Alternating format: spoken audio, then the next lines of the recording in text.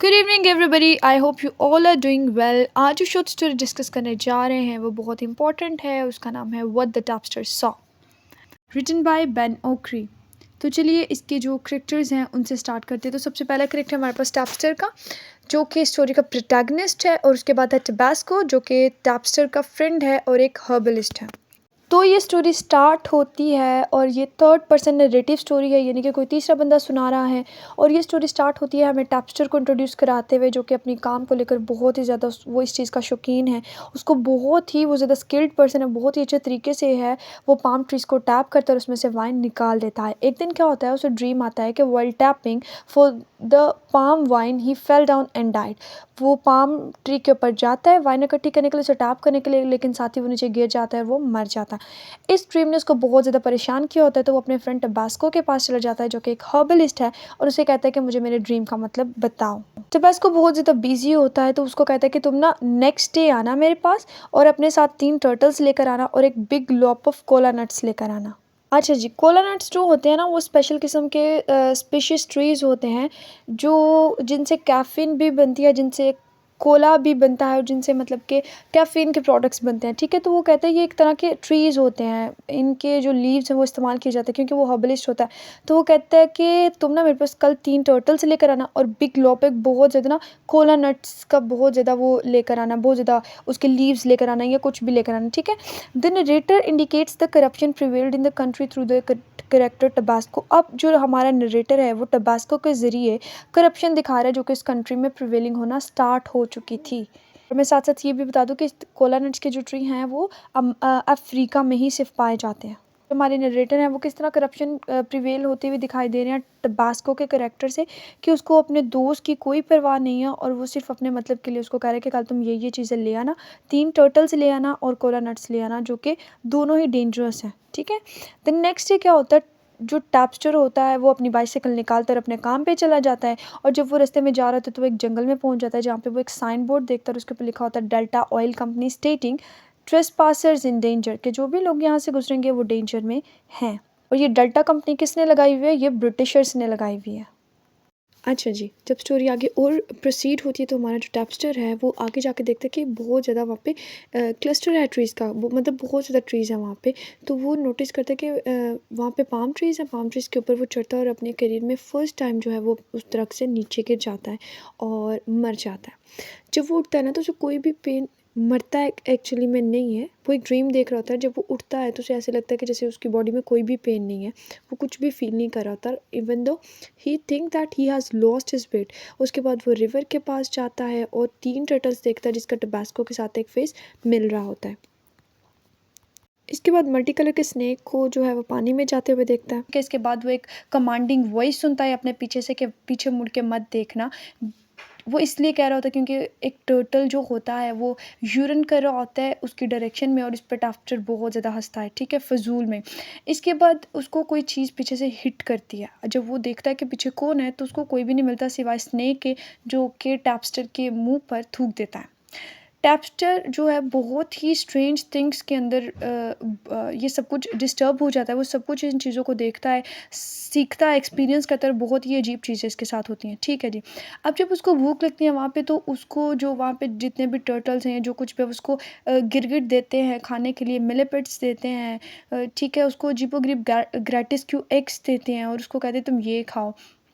इसके बाद वो एक आवाज़ सुनता है। ठीक है, और वो आवाज़ उसको कहती है you have been dead for 2 days, कि तुम 2 दिन से मर चुके हो। और वो हैरान हो रहा होता है कि ये आवाज़ कहाँ से आ रही है। और वो अपनी उसकी जो आंखें ना, वो फिर कोबवेब्स कहते हैं, जो मकड़ी के जाले होते हैं, मकड़ी के जालों से उसकी जो आंखें होती है ना वो बंद हो जाती हैं। मतलब मकड़ी अपने जाले जो उसकी आंखों की तरफ फेंक देती है, और वो ये रियलाइज़ करता है कि जो उसकी अभी जंग है वो भी ख़त्म नहीं हुई। उसके बाद वो बहुत से ब्रिजेस देखता है जो कि कोलैप्स कर जाते हैं, गिर जाते हैं, टूट रहे होते हैं। रोड्स देखते हैं जिसपे ह्यूमन बींग्स के स्केलेटन्स पड़े होते हैं। बहुत लोग बिजी हैं, इतना कुछ हो रहा होता है, लेकिन कुछ लोग जो बिजी होते हैं जंगल में, वो ऑयल को ड्रिल कर रहे हैं। ठीक है, वहाँ पे उनको दूसरे लोगों से कोई फ़र्क नहीं पड़ता। फिर वो डायनामाइट्स देखता है जो वहाँ पे प्लांट किए गए होते हैं जंगल में, और जिसकी वजह से बहुत से जंगल का हिस्सा जो है वो डिस्ट्रॉय कर रहे होते हैं, just because to drill for oiling.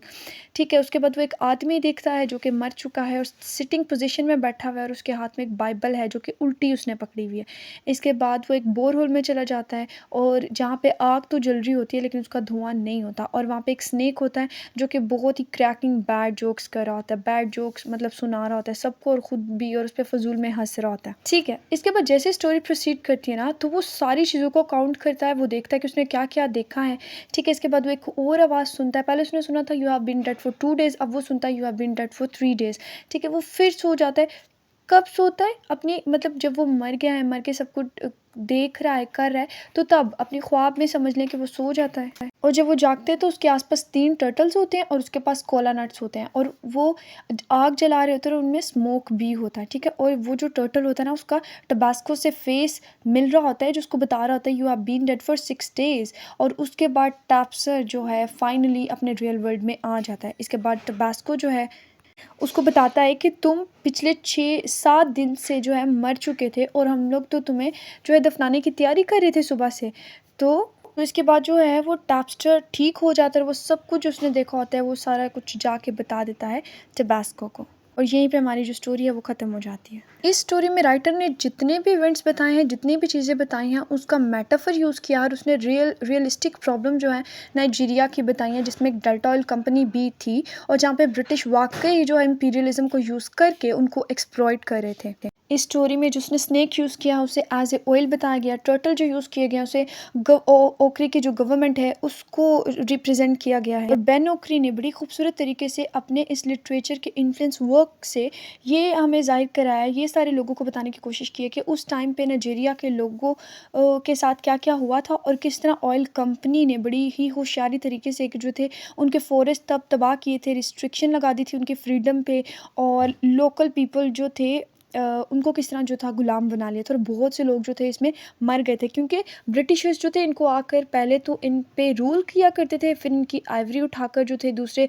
मुल्कों में भेज दिया करते थे और बेचते थे खुद अपनी इकोनॉमी को स्ट्रॉन्ग करने के लिए, और फिर इनको कुछ भी नहीं समझते थे, इनको स्लेव बनाते थे, अपने लोग नहीं बुलाते थे, बल्कि लेबर जो थी वो इनकी थी, नाइजीरिया की नेटिव पीपल की, और इनको एक्सप्लॉइट कर देते थे। और अगर इन सब में कोई मर भी जाता था तो वो नेटिव पीपल ही मरते थे, इंडोजीनियस पीपल ही मरते थे। इसकी सबसे बेस्ट एग्जांपल जो होगी वो हार्ट ऑफ डार्कनेस होगा। अगर आपने नहीं पढ़ा तो आप एक दफ़ा वो भी पढ़ लीजिएगा, तो आपको दोनों की समझ आ जाएगी।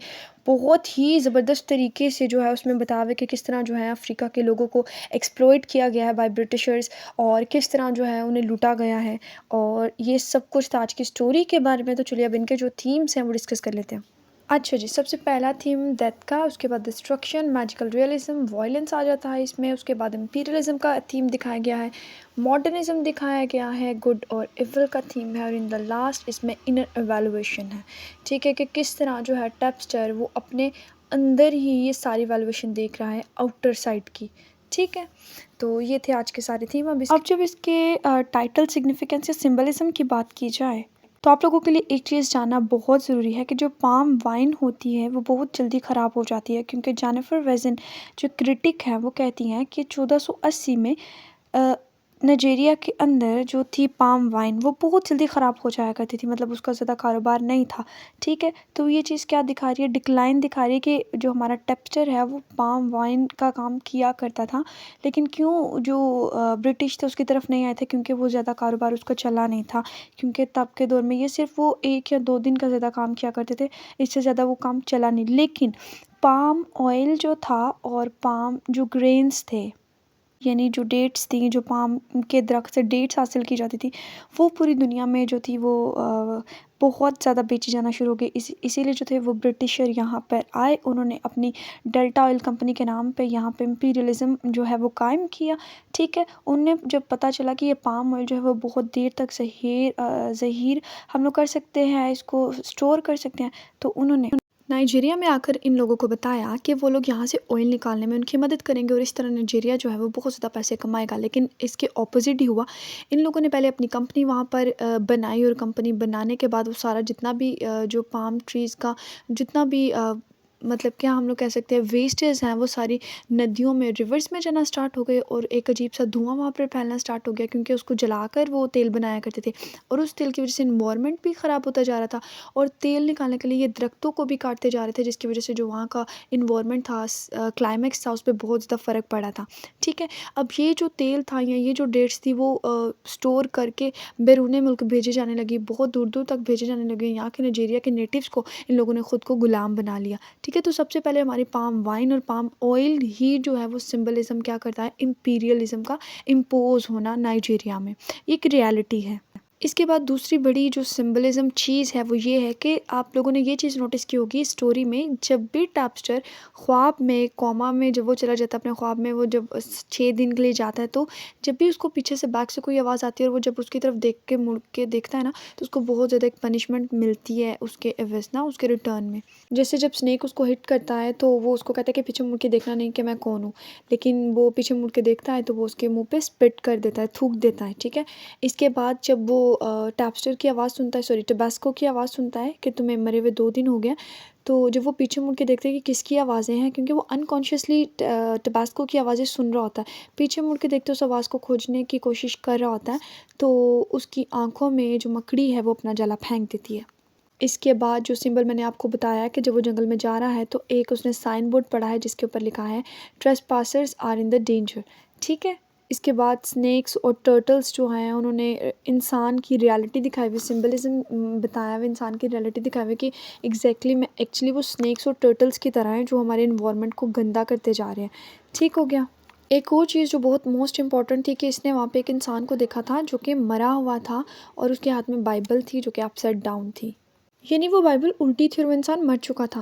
लेकिन पहले तो उसको देख के गुजर जाता, लेकिन जब वापस आता है उस इंसान को गौर से देखता है तो वो बहुत हैरान होता है, क्योंकि वो कोई और नहीं होता बल्कि टैप्स्टर ही होता है। उसके बाद स्केलेटन्स उसने देखे हैं बहुत ज़्यादा इंसानों के और जानवरों के, और वो किसके स्केलेटन्स थे, वही लोग मैंने आपको जैसे पहले बताया कि नेटिव लोगों को ही वो यूज़ करते थे और उनके स्केलेटन्स उधर ही बड़े गले सड़ जाते थे रोड्स के ऊपर। तो दैट्स ऑल, ये सारे सिंबलिज्म थे, थीम्स थे और हमारे character about the story. I hope आप लोगों को समझ आ गई होगी। Stay inquisitive for more such videos. तब तक के लिए खुदा हाफिज़।